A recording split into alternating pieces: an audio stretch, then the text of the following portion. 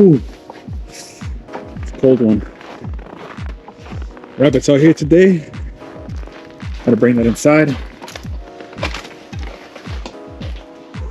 All right, we got a new tool in the garage today. It just came in the mail. Yeah, that's nice. There we go. Actually looks pretty good. New welding helmet, guys. We're gonna be doing some welding on the Rabbit today. A few things I've been trying to get lined up for it the past few months, I'd say. Finally gonna get it done. So I actually got this helmet from Amazon. It was like 40 bucks. So I'm not expecting the best quality, but for the amount of time that we actually weld in here, I mean, it's perfect. We probably only weld a few times a year, so it's not really worth investing into a $250 helmet for us. It's the Yes Welder Welding Helmet Pro. Auto darkening feature, like I mentioned. Before I bring the Rabbit in here and actually start welding, since I don't have much experience welding, maybe like, I want to say an hour or two, and that's of just welding up straight up peanuts, not even an actual bead. I want to get started on some practice first. So I just got some pipes right here. Start practicing with this first before I actually bring the Rabbit in and completely ruin the car even more.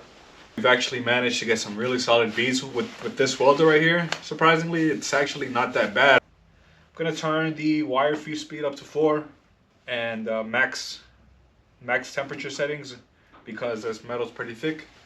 Pretty basic stuff. That's pretty much all I know. See how it goes.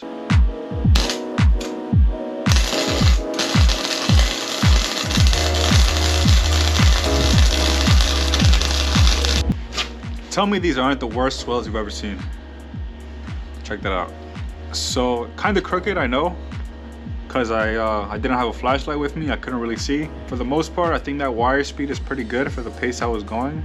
Let's see if it actually held up. Yeah, that's pretty good. Not too bad. I'm gonna keep practicing some more. I'm gonna try to go all the way around this thing.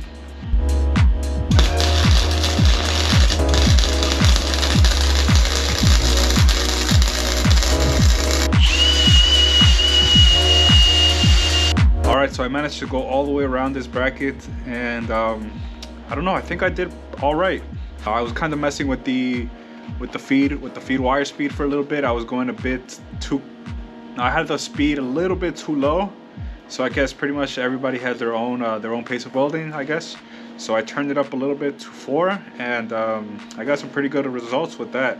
So right here, it's really bumpy.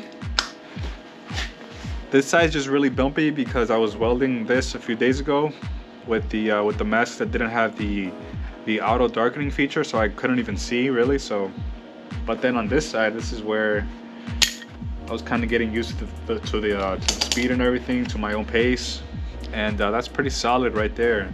Pretty consistent weld. I mean, this thing's never gonna come apart, guys. I mean, obviously the quality of the weld isn't gonna be the best. I'm doing this myself. Definitely SEMA quality, I would say, but I think if I showed up to a VW show with these welds, I would definitely get roasted.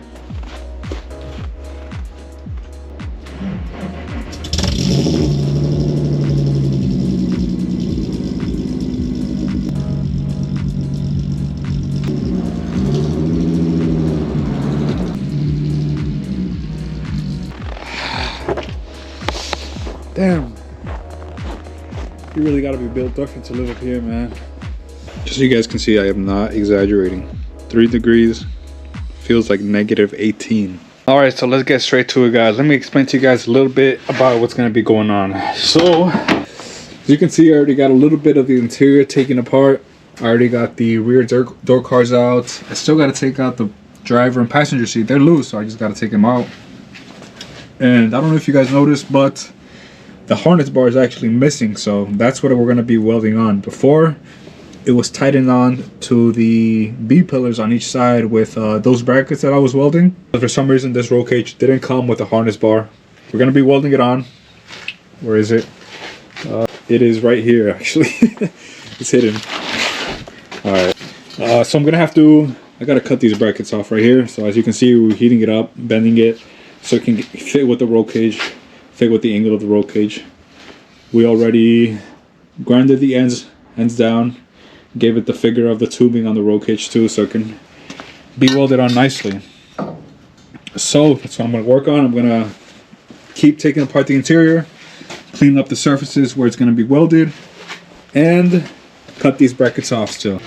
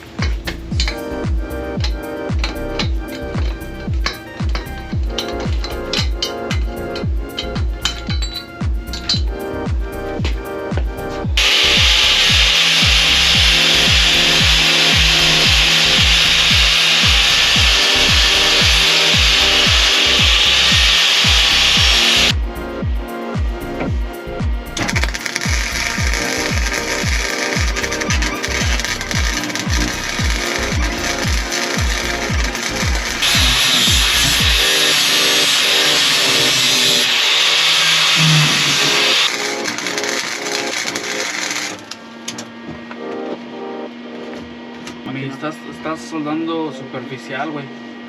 Todos los cacahuates que están aquí así, no estoy fundiendo el metal, güey. Porque no del ancho, güey. Para soldarlo bien, güey, tengo que comerme este material y este. Y así que digamos una buena soldadura, la neta no, güey. So as you guys can see, things didn't end up working out. We weren't able to weld the harness bar onto the roll cage. I swear I was going to give it a try on my own. Kind of ambitious, I know, but that's just how I am. I like to jump into things, and really that's the only way to learn, especially with cars. You just got to jump into it, and if you fail, try again. Do some more research, get some more pointers, get some advice from someone else. Manuel, he was going to come by, stop by anyway, so might as well let him give it a try and see what happens. And that didn't end up working either, unfortunately. The welder we have just isn't up to par. No surprise there. I mean, it's a $80 from a Harbor Freight tool, so it is what it is.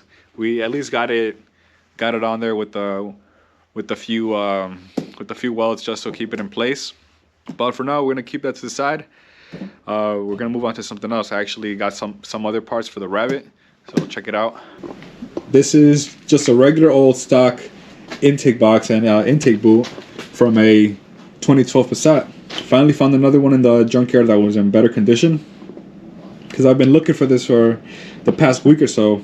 And you might be wondering, well, why would you downgrade from the nice polished one with the aftermarket K&N filter and get this big, ugly, bulky thing? And I'll be explaining that later on, because it's actually related to the tune as well. So let's get the Rabbit in here and let's try it on and see how it fits.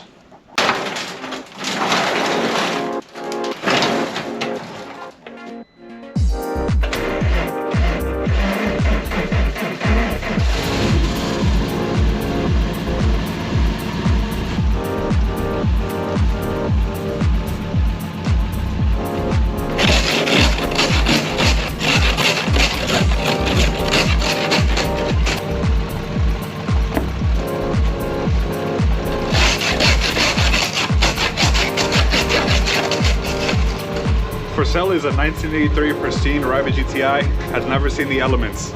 Actually, I can't say that anymore.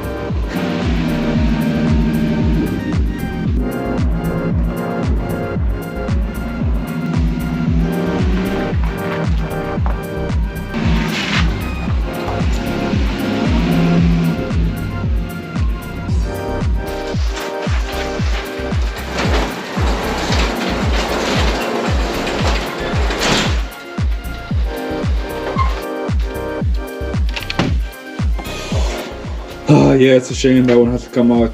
It looks so nice and it's polished and everything.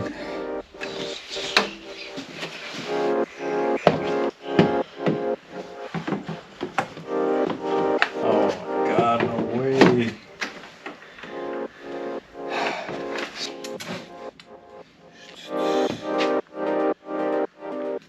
Alright, so I got more fantastic news for you guys. This thing does not fit at all. It's hitting in a bunch of places. First off, right here, making contact with this mounting point over here with the power steering hose.